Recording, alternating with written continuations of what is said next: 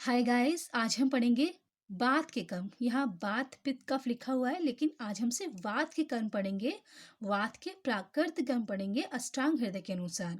ठीक है, ये बाय मिस्टेक यहाँ लिख गया है वात पित्त कफ के कर्म, लेकिन हम वात के कर्म पढ़ेंगे।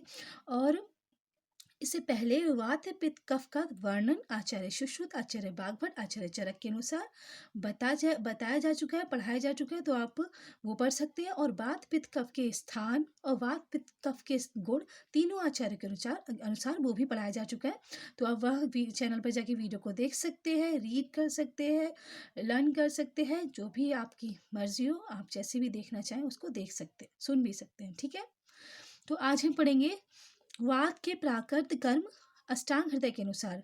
तो प्राकृत कर्म क्या होते हैं? प्राकृत है विकृत का अपोजिट। विकृत का मतलब होता है एनोमलीज या कुछ दूषित हो जाना, मतलब उसमें दोष आ जाना, कुछ एनोमली हो जाना, या उसका जो नेचुरल उसकी क्वालिटीज हैं उससे डिफरेंट हो जाना, उससे भिन्न हो जाना, वो होता है विकृत। वो होता है विकृत। और विकृत का अपोजिट होता है प्राकृत। प्राकृत मतलब अपनी नेचुरल जो उसकी स्टेट है उसमें रहना, जितनी अमाउंट बॉडी में ज़रूरत है उस चीज़ की उतना रहना। जैसे बात कम का जितना अमाउंट रहना चाहिए बॉडी में उतना रहना, वो होता है प्राकृत। कोई भी एनोमली नहीं है, कोई विकार नहीं है, रोग नहीं, कुछ भी नहीं है। ठीक है, तो प्राकृत जब वो कंडीशन में होता है तो उसके क्या कर्म होते हैं, क्या फंक्शन होते हैं वात के, वो हम देखेंगे। हमारी बॉडी में क्या फंक्शन होते हैं, हमारे देहगत जो फंक्शंस होते हैं वो देखेंगे। तो पहले इस श्लोक पर आते हैं। दोष धातु मला मूलम सदा देहस्य तम चला, उत्साह उच्छ्वास निश्वास चेष्ट वेग प्रवर्तने सम्यक गत्या च धातूनाम अक्षाणाम पाठवेन च अनुग्रहत्य विक्रता। इसका रेफरेंस है अष्टांग हृदय के सूत्र स्थान के 11 चैप्टर का फर्स्ट एंड सेकंड श्लोक। और 11 चैप्टर का नाम जस्ट फॉर नॉलेज हम इसको देख सकते हैं, वैसे अगर इसको याद कर लें तो भी बहुत अच्छी बात है। तो 11 चैप्टर का नाम है दोष आदि विज्ञानीय अध्याय। मतलब त्रिदोष हैं जो वात पित्त कफ है, इनका दोष आदि जैसे धातु मल आदि कह दिया तो दोष धातु मल आदि का विज्ञान का अध्याय। विज्ञान मतलब उसकी नॉलेज, उसकी साइंस। ठीक है, तो दोष आदि विज्ञान ये अध्याय ये है चैप्टर नंबर 11 सूत्र स्थान का अष्टांग हृदय का। ठीक है, अब हम आते हैं श्लोक के प्रत्येक शब्द के अर्थ पर। दोष धातु मला, दोष मतलब वायु आदि दोष, वात पित्त कफ। धातु मतलब रस रक्त मांस मेद अस्थि मज्जा शुक्र, ये 7 धातु हैं, वो हैं सब धातु, वो हैं धातु। मला, मला मतलब 3 मल है, पुरीश, मूत्र और स्वेद। पुरीश होता है फीकल मैटर, मूत्र होता है यूरिन, और स्वेद होता है स्वेट यानी कि पसीना। ठीक है, मूलम सदा देहस्य तम चला, ये मूल है हमेशा सदा देहस्य, देह मतलब हमारा शरीर, शरीर के। तो वायु आदि दोष, रस आदि धातु एवं पुरीश आदि मल शरीर के मूल प्रधान कारण हैं। अब इसमें मूल वर्ड थोड़ा नया है, तो मूल को देखते हैं। मूल मतलब होता है कारण, या फिर मूल मतलब होता है जड़। अगर हम जड़ माने तो जैसे पेड़ से वृक्ष या ट्री कहते हैं, तो वो अगर अपना स्टेबल कंडीशन में है, अगर खड़ा हुआ है, तो वो क्यों खड़ा हुआ है? क्योंकि नीचे जड़ उसकी ज़मीन में घुसी हुई है और वो उसको स्टेबिलिटी प्रोवाइड कर रही है, और जड़ से ही वो अपना न्यूट्रिशन ले रहा है। जैसे कि पानी जा रहा है, मिनरल्स जा रहे हैं, तो वही उसको ऊपर जो भी फोटोसिंथेसिस वगैरह हो रही है वो वाटर की ही हेल्प से हो रही है। तो उसका पूरा जीवन पेड़ का उस जड़ के ऊपर ही निर्धारित है, उस पर ही डिपेंड है। ऐसे ही हमारी बॉडी जो होती है, हमारी बॉडी का जो मूल है, जो कारण है, जो जड़ है, जड़ कह सकते हैं, एक जड़ से उसका कंपैरिजन कर सकते हैं, तो वो है वात, वात आदि दोष, रस आदि धातुएं और पुरुष आदि मल। ठीक है, अब इनके अविकृत, अविकृत मतलब प्राकृत, विकृत मतलब होता है एनोमलीज वाला, अविकृत मतलब एनोमलीज नहीं है यानी कि प्राकृत है। उसे कहते हैं साम्य अवस्था। एक पर्टिकुलर वर्ड है आयुर्वेद में, उसे कहते हैं साम्य अवस्था, सम्य अवस्था, समान अवस्था कह सकते हैं। के लक्षणों की व्याख्या करेंगे। अब उनके जब वो प्राकृत होते हैं, अविकृत होते हैं, साम्य अवस्था में होते हैं, बात पित्त कफ रस आदि धातुएं और पुरुष आदि मल, उनकी व्याख्या करी जाएगी इस चैप्टर में। कौन से चैप्टर में? दोष आदि विज्ञानी अध्याय। लेकिन इस श्लोक में हम देखेंगे सिर्फ वात के कर्म। ठीक है, अब देखते हैं वात का पहला कर्म क्या है? चल। चल, चल मतलब गमनशील या मूवेबल। जो वायु होती है वो गमनशील होती है, मूवेबल होती है। वो एक जगह से दूसरी दूसरी जगह मूव करती रहती है वायु। तो हमारी बॉडी में जो वात है वो मूव करते रहता है, वही पित्त को, कफ को मूवेबल बनाता है। ठीक है? फिर है उत्साह, सभी चेष्टाओं में उद्योग, हौसला, ज़ील, एंथुसियाज़्म करे। ये सब उत्साह के लिए बताया गया है। तो उत्साह मतलब हमारे अंदर जो ज़ील है, जो एंथुसियाज़्म है, उसको लाने वाला कौन है? वात। ठीक है? उच्छ्वास, उच्छ्वास मतलब श्वास निर्गम, एक्सपायरेशन, एक्सपायरेशन जो हम उच्छ्वास का मतलब है सांस को बाहर निकालना, श्वास निर्गम, निर्गम गमन बाहर निकालना। तो एक्सपायरेशन वो किससे, वो भी किसका कर्म है? वात का। फिर है निश्वास, निश्वास मतलब श्वास प्रवेश, श्वास एंटर किया, यानी कि सांस हमने अंदर ली, वो भी किसका कर्म है? इंस्पायरेशन किसका कर्म है? वात का। चेष्टा, चेष्टा, चेष्टा मतलब होता है एफर्ट्स, एक्टिविटीज, अगर इसका लिटरल मीनिंग देखें तो। ठीक है? काय, वाक, मनोव्यापार या गमनादि क्रिया। काय मतलब होता है हमारी बॉडी, जो हमारी बॉडी में जितनी भी इंटरनल क्रियाएं हैं या एक्सटर्नल क्रियाएं, इंटरनल एक्टिविटीज है या एक्सटर्नल एक्टिविटीज जो भी हैं, वो क्या होती है? चेष्टा, और उसे करने वाला कौन है? वात। ठीक है? जैसे मैं अभी अपना हैंड मूव कर रही हूँ, या मैं कहीं यहाँ से उठ के चल के जा रही हूँ, या एक शहर से दूसरे शहर जा रही हूँ, वो भी सारी चेष्टा किसकी है? वात की। वाक, मैं अभी आपको पढ़ा रही हूँ, बोल रही हूँ, तो ये भी किसका कर्म है? वात का। वाक मतलब होता है बोलने वाली, बोलना उसे कहते हैं वाक।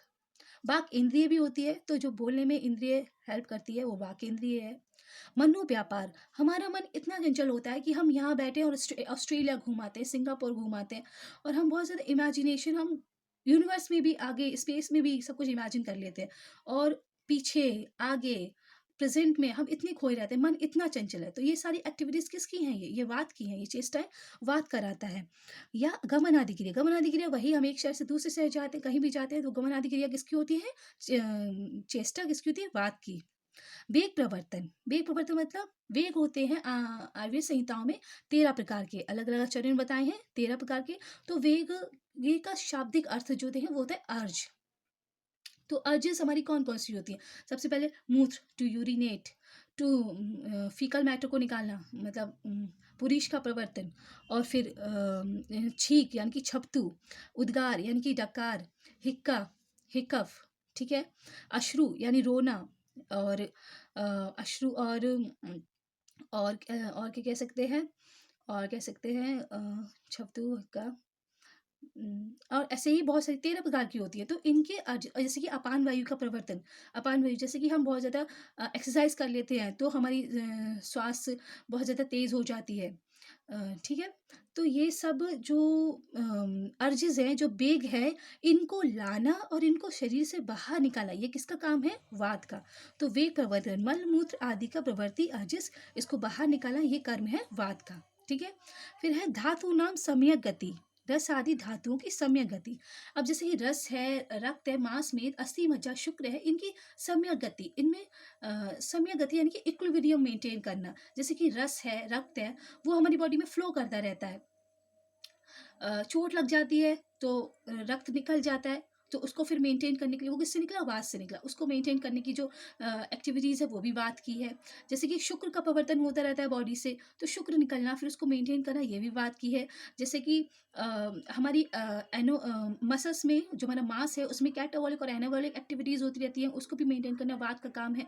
जैसे कि हमारी अस्थि है, उसमें भी ओस्टियोक्लास्ट और ओस्टियोब्लास्ट सेल्स होती है, उनकी एक्टिविटीज़ होती रहती है, उसको भी मेंटेन करना वात का काम है। ठीक है? तो धातु नाम सम्यक गति, धातुओं की सम्यक गति, एक इक्विलिब्रियम बनाए रखने के लिए जो काम है रसादी धातुओं का, वो भी वात का है। फिर है अक्षाणाम पाटवम, इंद्रियों का विषय ग्रहण सामर्थ्य है। अक्षाणाम पाटवम मतलब अक्ष, अक्ष मतलब होता है नेत्र। तो अक्ष आदि जो इंद्रिय हैं, इंद्रिय जैसे कि हमारी 11 इंद्रियां हैं, एकादश। तो जैसे 5 ज्ञानेंद्रिय हैं, 5 कर्मेंद्रिय हैं, और 1 है उभेंद्रिय मन। तो 5 ज्ञानेंद्रिय कौन सी है? चक्षु इंद्रिय, श्रोत इंद्रिय, घ्राण इंद्रिय, वाक इंद्रिय, सॉरी वाक इंद्रिय, वाक इंद्रिय तो कर्मेंद्रिय है, रस इंद्रिय, रस इंद्रिय, और त्वचा स्पर्श इंद्रिय। ठीक है? तो ये 5 सेंस ऑर्गन्स में जो हमारे होते हैं, उनमें जो इंद्रियां होती हैं, इंद्रियों के अधिष्ठान होते हैं, उन्हें इंद्रिया कहते हैं। सेंस ऑर्गन्स इंद्रिया नहीं है, उनमें जो बुद्धि जो डेवलप होती है वो इंद्रियां हैं, जो हमारे बुद्धि के, वो सिर्फ इंद्रियों के अधिष्ठान हैं।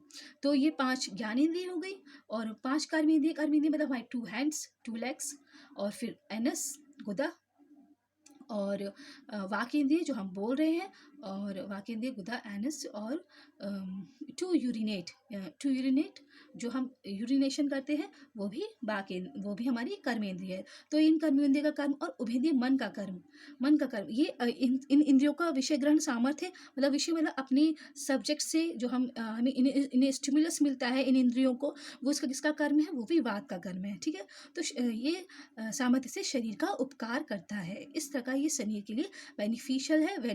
उपकार का मतलब होता है बेनिफिशियल, लाभ पहुंचाता है या सहायता करता है। तो वाक इस तरह से इन क्रियाओं को करके शरीर के लिए, शरीर का उपकार करता है, यानी कि शरीर को लाभ पहुंचाता है या शरीर की सहायता करता है। ठीक है गाइस, तो हम इसको एक बार सिर्फ जो कर्म है उनको एक बार देख लेते हैं। जैसे कि पहला है चल, मूवेबल, दूसरा है उत्साह, जील, एंथुजियाज्म, तीसरा है उच्छ्वास यानी कि एक्सपायरेशन, चौथा है निश्वास यानी कि इंस्पायरेशन, पांचवा है चेष्टा यानी कि इफर्ट्स और एक्टिविटीज करना, छठा है वेग प्रवर्तन, ठीक है, यानी कि अर्जेस को कंट्रोल करना, और सातवां है धातु नाम समय गति, धातुओं में इक्विलिब्रियम मेंटेन करना, और आठवां है अक्षराम पाठनम यानी कि इंद्रियों को उनके विषय को ग्रहण करवाना।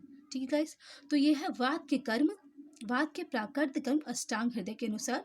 और इससे आने वाली वीडियोस में हम पित्त के कर्म देखेंगे, कफ के कर्म देखेंगे, अष्टांग हृदय के अनुसार भी बात पित्त कफ के कर्म देखेंगे, और चरक के अनुसार भी देखेंगे, आचार्य चरक के अनुसार, और आचार्य सुश्रुत के अनुसार भी देखेंगे। Okay guys, thank you, have a nice day, जय हिंद, जय भारत।